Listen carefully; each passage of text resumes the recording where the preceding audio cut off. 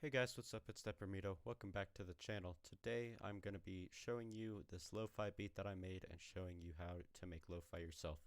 So the first thing I did was I opened up Spitfire Labs and I just went to the soft piano preset. This is really great for lo-fi and R&B. It's a great piano sound in general. So I did that and I laid out this melody, which you can see right here. It's got mid melody, high melody, and some bass, and it sounds like this without effects.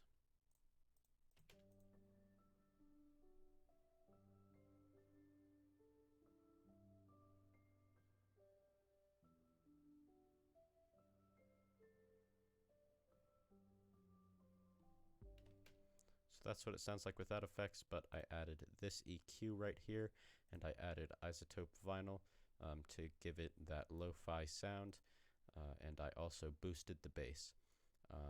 Now this is what it sounds like with effects.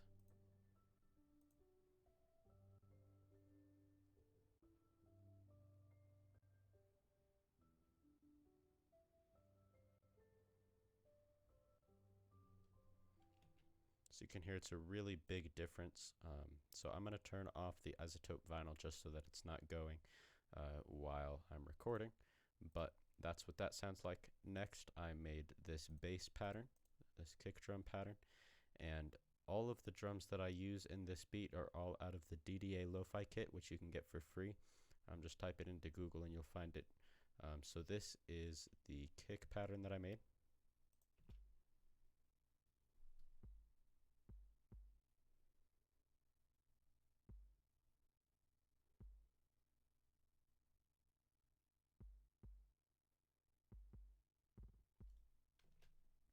There's the kick pattern. Next, I've got this hi-hat pattern.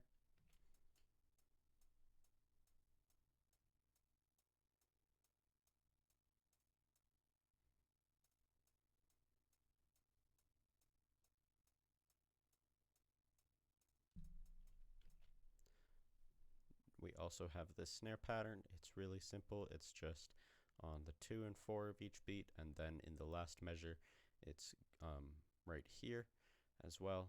And this is the sound of the snare. I won't play you the whole pattern, but this is what the snare sounds like. It's a simple sounding snare, but it's again from the DDA Lo-Fi kit. And I've got this rim shot on the 3 of the 1st and 7th measure, hitting right before the snares.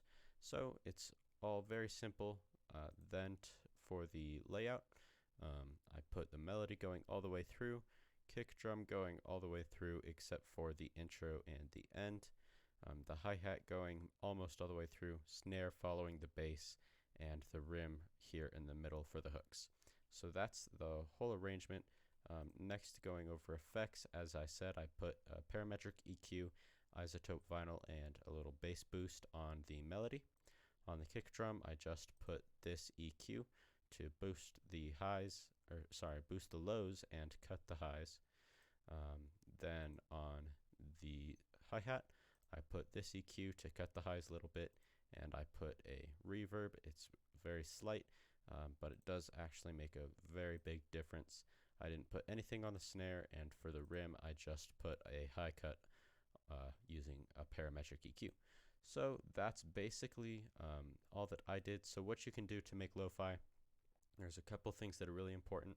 One of that is just having a good melody, and that's important to any type of beat or any type of music at all, really. So I'm going to go into this melody a little bit to show you. So starting off, we've got the mids right here. And so if I show you this, the way that I did it was, you can see, you can't really see it right here, but this is strummed just a little bit. So this is just a little bit farther back than this, so you can hear that.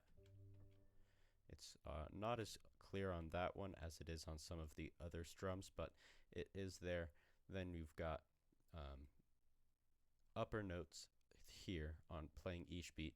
Then you've got mid notes down here again, playing the 4 and the 1, and the 2, and the 3 and the 4. Then in this measure, it's the same. So basically, for the mid and the high melody, I just went back and forth, making sure to fill each note and switch between each octave a lot. Then for the bass, I just essentially followed the root notes. I didn't have anything right here because there's also no real melody right here. It's just this chord for the first 2 beats, and then it drops in again. And that creates a little bit of tension right there, and it sounds really nice. So that's just how I made that melody. It's a very nice melody, and that's not specific to lo-fi at all. You just need to have a good melody for anything that you do. Next, you want to have good lo-fi drum samples. So these are just, as I said, out of the DDA Lo-Fi kit, which you can find for free just by Googling it. All 4 drum samples in this are from that. And then for effects, it's kind of more important to use effects on lo-fi than it is for trap, for example.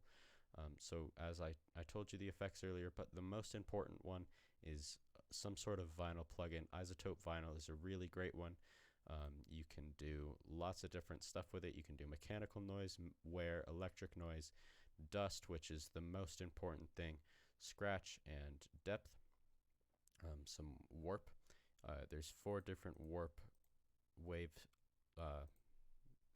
pictures, wave samples. And then you can also affect which year it sounds like. So it's got 1930, 1950, 1960, 70, 80, all the way up to 2000. And what that kind of does is it just filters it out to make it sound a little bit older. And you can also change the rates per minute that it's spinning, or the revolutions per minute. And that, what it does is it just changes how fast this, if it were on a record, how fast the record is spinning. So the dust and the scratch, for example, are that there's either dust on the record or the record is scratched, so it just affects how often that happens. So you can turn up the amount of dust right here, and same with the scratch, and then the volume of them. And then there's also warp, which just kind of detunes it a little bit, and mechanical noise and electrical noise, which is kind of the sound that you would get if you left a guitar amp on, for example. So this is a great vinyl preset. I definitely recommend it. It's free. So just look up Isotope Vinyl and you can find it. So that's one of the most important effects. And other than that, it's pretty much standard effects. You just want to make sure that everything sounds good. But yeah, that's basically how you make lo-fi. It's actually very simple. So I really appreciate you all watching. Please check out some more videos. I've got lots of different tutorials and cookups. And yeah, let me know what you guys want to see. Let me know if this helped you, and I'll talk to you all in the next video.